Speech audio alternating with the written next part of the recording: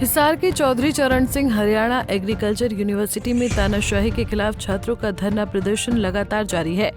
इस कड़ी में कांग्रेस सांसद दीपेंद्र हुड्डा शनिवार को HAU परिसर में धरनारत छात्रों के बीच पहुंचे और उनसे बातचीत कर बीजेपी सरकार के इशारे पर हुए लाठीचार्ज में घायल छात्रों का हालचाल पूछा। वहीं दीपेंद्र हुड्डा ने छात्रवृत्ति कटौती के विरोध में शांतिपूर्ण धरने पर बैठे छात्रों की मांगों को जायज बताकर उन्हें अपना पूर्ण समर्थन दिया। उन्होंने कहा कि छात्रों की मांगों को कोई गलत ठहरा नहीं सकता।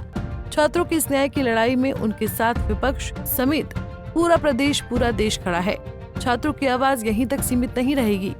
इनकी आवाज देश की सबसे बड़ी पंचायत, लोकसभा और विधानसभा में गूंजेगी। छात्रों के साथ जो अन्याय हुआ हिसार विश्वविद्यालय में पूरे देश ने देखा। आज पूरे देश में छात्र समाज में व्यापक रोष है, हरियाणा में हर वर्ग में रोष है। जिस तरीके से शारीरिक रूप से भी हमला हुआ, उनके अधिकारों का भी हनन हुआ और लगातार ये जो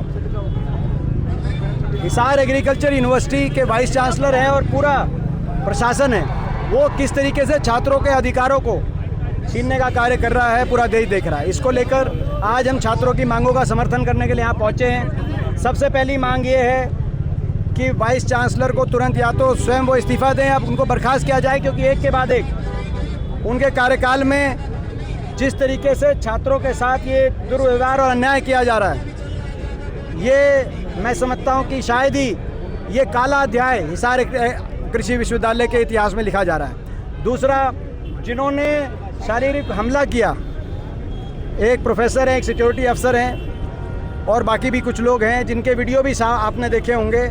सरों पे डंडे मारे, उन पे उन धाराओं में मुकदमा FIR दर्ज करी जाए और तुरंत उनकी गिरफ्तारी की जाए। ये भी दूसरी हमारी मांग है। स्टाइपेंड को बहाल किया जाए।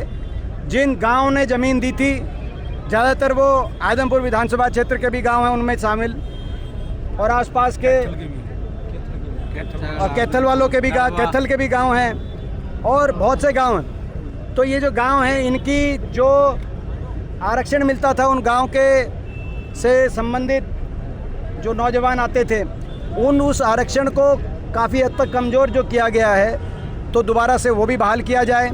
ये हमारी मांगे हैं। तुरंत प्रशासन और विश्वविद्यालय और सरकार संज्ञान ले। हम हर तरीके से छात्रों के साथ खड़े हैं, प्रदेश का विपक्ष साथ खड़ा है। हम ये लड़ाई लड़ेंगे और हमारे राष्ट्रीय NSUI के राष्ट्रीय अध्यक्ष हमारे भाई वरुण चौधरी जी भी आज आए हैं।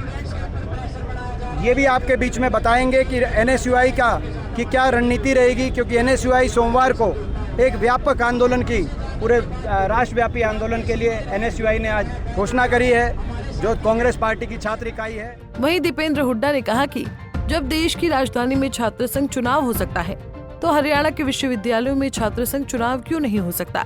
अब समय आ गया है कि विश्वविद्यालयों में छात्र संघ चुनाव कराए जाए। अगर छात्र एकता की आवाज में ताकत होगी तो उनके साथ अन्याय नहीं होगा। इसका लोकतांत्रिक रास्ता छात्र संघ चुनाव है। सरकार अपनी जिम्मेदारी से पीछे नहीं हट सकती। अगर आज वाइस चांसलर पर सवाल उठ रहे हैं, तो पुलिस प्रशासन पर भी सवाल उठ रहे हैं। साफ है, छात्रों पर अकारण दबाव बनाया जा रहा है। मैं सोमवार को आज दीपेंद्र हुड्डा जी ने भी हमसे आग्रह करा और छात्रों का भी आग्रह था कि ये जो आंदोलन है, इसको कहीं ना कहीं बीजेपी अपनी दमनकारी नीति के लगाकर पुलिस बच्चों को डरा रही है। और अभी तक जो बच्चों की मांग थी कि वाइस चांसलर तुरंत अपना पद छोड़े, और जिस प्रोफेसर की वीडियो सामने आई है वो पत्थर मार रहा है, डंडे छात्रों पर चला रहा है, उसकी तुरंत गिरफ्तारी होनी चाहिए। इसको लेकर सोमवार को, मंडे को पूरे देश में NSUI प्रदर्शन करने जा रही है। और खासतौर पर दिल्ली में जो एग्रीकल्चर मिनिस्ट्री है, उसका हम घेराव करेंगे और पूरे देश में इस मुद्दे को लेकर बड़ा एक छात्र आंदोलन शुरू करेंगे। और पूरे देश की जो NSUI है वो हिसार के छात्रों के साथ, हरियाणा के छात्रों के साथ, एग्रीकल्चर यूनिवर्सिटी के छात्रों के साथ है। जब तक इन छात्रों को न्याय नहीं मिल जाता, पूरे देश की NSUI राहुल गांधी जी की बब्बर शेर दीपेंद्र जी के नेतृत्व में पूरे देश में आंदोलन करेंगे। वहीं दीपेंद्र हुड्डा ने ये भी कहा कि यहाँ के वाइस चांसलर गले में ABVP का पट्टा पहनकर घूम रहे हैं। हरियाणा एग्रीकल्चर यूनिवर्सिटी को ABVP, RSS और VHP का अड्डा बनने नहीं देंगे। हमारे छात्रों पर लाठियां सहन नहीं करेंगे। छात्रों पर लाठियां चलाने वालों के खिलाफ FIR दर्ज कर उनकी गिरफ्तारी हो। छात्र संघ चुनाव रोककर छात्रों के साथ अन्याय किया गया, इसलिए कांग्रेस सरकार आने पर सबसे पहले छात्र संघ चुनाव कराए जाएंगे। हिसार से विनोद सैनी, पंजाब केसरी टीवी।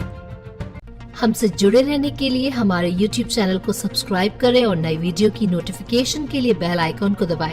अगर आप ये वीडियो Facebook पर देख रहे हैं तो लाइक जरूर करें और ज्यादा से ज्यादा शेयर करें। धन्यवाद।